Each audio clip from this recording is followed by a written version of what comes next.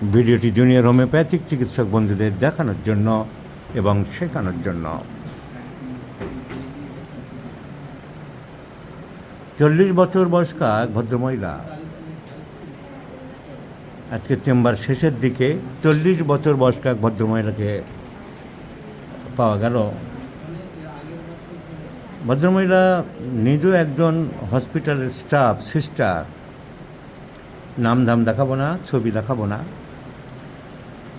ওনার কষ্ট হচ্ছে pain in the hypogastric region. পেটের দুই দিকেই, ডান দিকে আগে বেশি ব্যথা ছিল, রাইট হাইপোগ্যাস্ট্রিক রিজিয়ান। আমরা যারা অ্যাবডোমেনের যে ছবি আমরা জানি যে প্রথমে রাইট হাইপোকন্ড্রিয়াক রিজিয়ানে ওনার খুব ব্যথা হতো। সেই ব্যথাটা পিঠের দিকে চলে যেত, পিঠের দিকে চলে যেত একেবারে সোজা। ওনার মুখ থেকে শোনাবো, সোজা পিঠের দিকেই চলে যেত।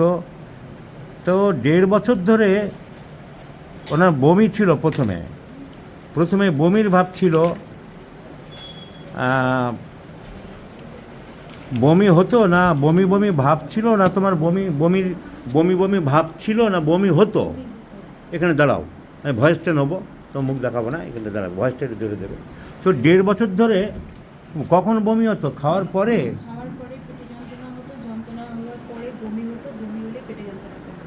কমে যেত।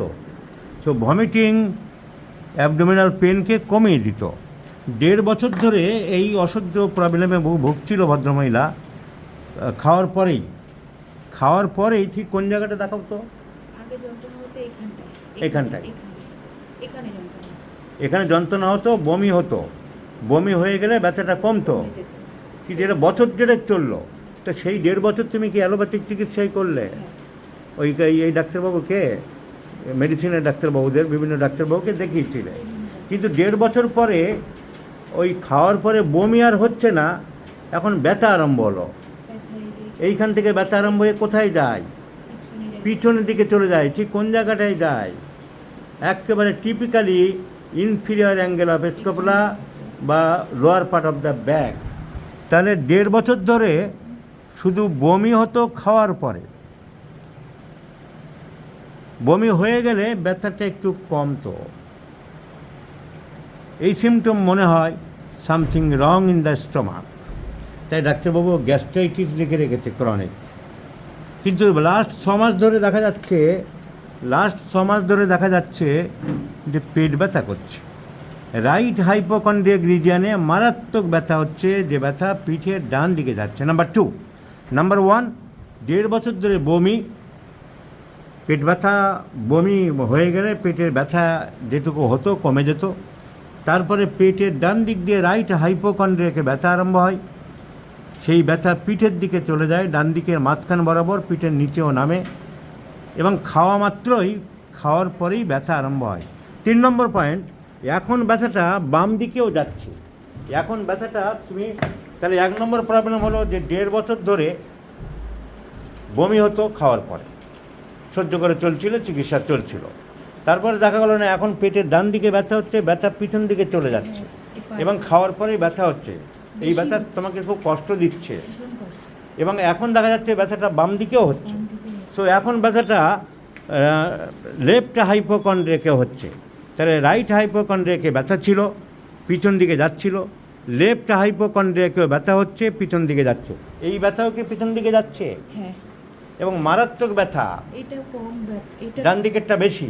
ডান দিকেরটা মারাত্মক যন্ত্রণা। কীরকম মারাত্মক? মারাত্মক মানে যে কাটা ছাগলের মধ্যে ছটকাতে থাকি আমি। যখন যন্ত্রণাটা হয় তখন স্থিরভাবে বুঝতে পারি না। প্রচণ্ড কষ্ট, প্রচণ্ড যন্ত্রণা, মানে আমি লাফালাফি করি বিছানাতে। Severe pain, maddening pain. এত ম্যাডনিং পেন হওয়ার কারণ কি?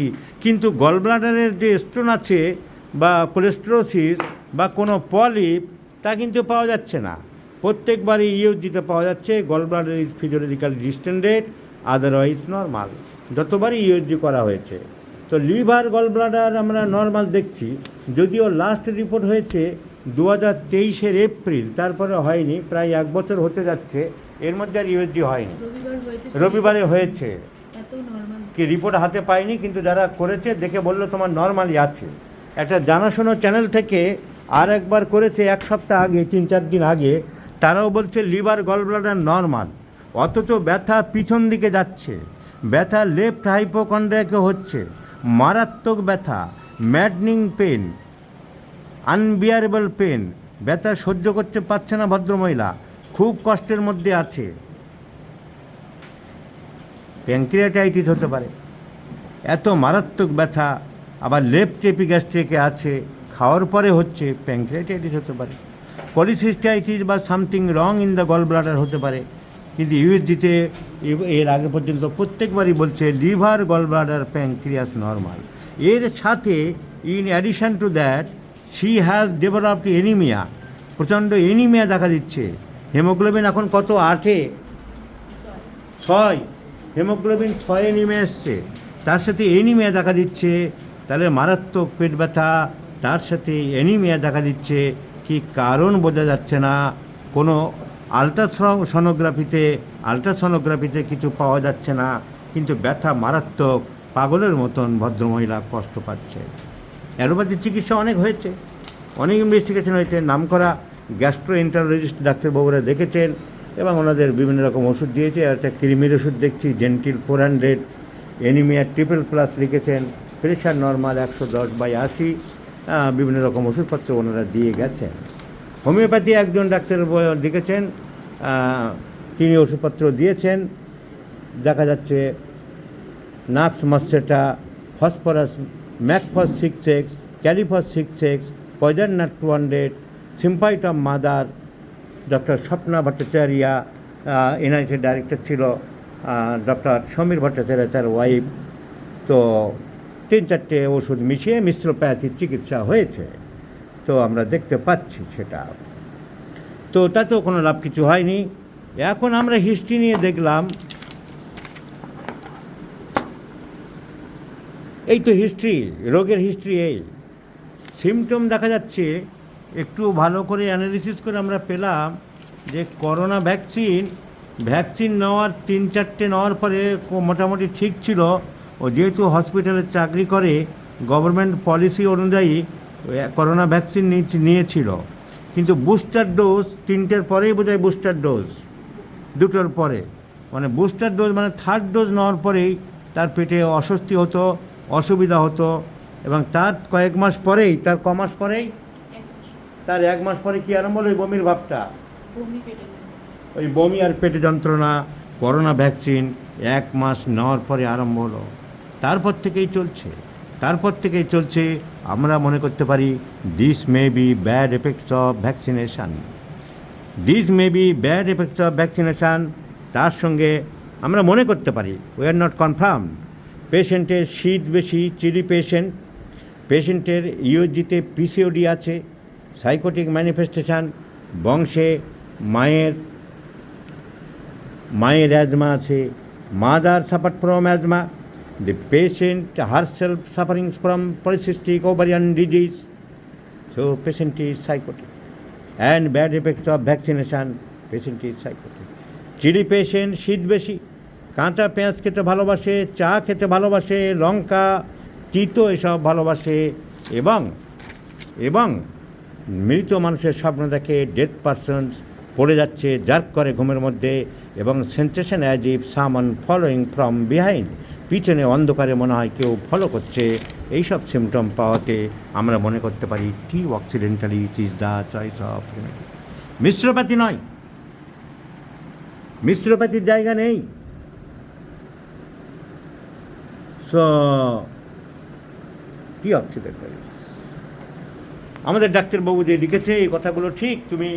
তোমার অন্ধকারে মনে হয় পিছন থেকে হাঁটার সময় কেউ পিছনে ফলো করছে, ভূত প্রেত না এমনি মানুষ, কোনটা মনে হয়?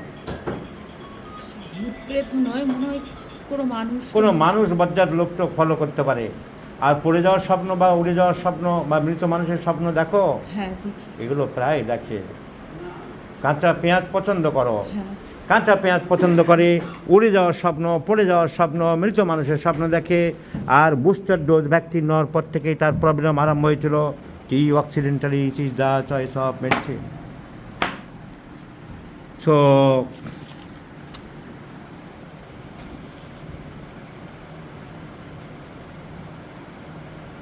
যতই আপনারা বুজরুকি কারবার করে একখানা হোমিওপ্যাথিক এমডি ডিগ্রি বানান না কেন? 5টি 6টি পলিফার্মেসি ওষুধ দেন না কেন? আপনারা হোমিওপ্যাথির আর শিখতে পারেন, আপনারা হোমিওপ্যাথির জানেন না, আপনারা ভুসি homeopath. The patient is psychotic, bad effects of vaccination. কিন্তু এই মুহূর্তে টি অক্সিডেন্টালের যাওয়ার আগে আমি পয়জন নাট কয়েকটা ডোজ দিতে চাইছি, কারণ history of taking a large number of allopathic medicines, history of taking a large number of allopathic medicines and alternate constipation and diarrhea. আগে কিছুদিন শক্ত পায়খানা হতো, এখন পাতলা পায়খানা হচ্ছে। And on further enquiry I have learned, আর জিজ্ঞাসা করার পরে জানতে পারলাম যে ইনএফেক্চুয়াল আর্জিং আছে, বারবার পায়খানার একটা বেগ হয় কিন্তু গেলে আর স্টুল হচ্ছে না, একটু গ্যাস পাস হলো কিন্তু মলটা আর হলো না, এই সিমটমটা বলেছে তো। So ineffectual urging for stool, history of repeated, history of alternate constipation and diarrhea, and pain aggravates immediate after eating. খাওয়ার কতক্ষণ পরে ব্যথা আরম্ভ হয়? 10 থেকে 15 মিনিট পরে। খাওয়ার পরেই ব্যথা আরম্ভ হয়। Pain after eating, chilli patient, শীত বেশি। তো আমি এখন দিতে চাইছি পয়জন নাট 6 ফিউ ডোজেস। কী রেজাল্ট হলো দেখাবো, তারপরে টি অক্সিডেন্টালিস দরকার হবে। এই মেয়ে ভদ্রমহিলা যে এত কষ্ট পাচ্ছে, ও কেঁদে ফেলছে, একে যদি আমরা আরোগ্য করতে পারি, this will be another success and victory of homeopathy, and I have accepted the challenge once again. আমি আর একবার এই চ্যালেঞ্জটা গ্রহণ করলাম। Let's see the result.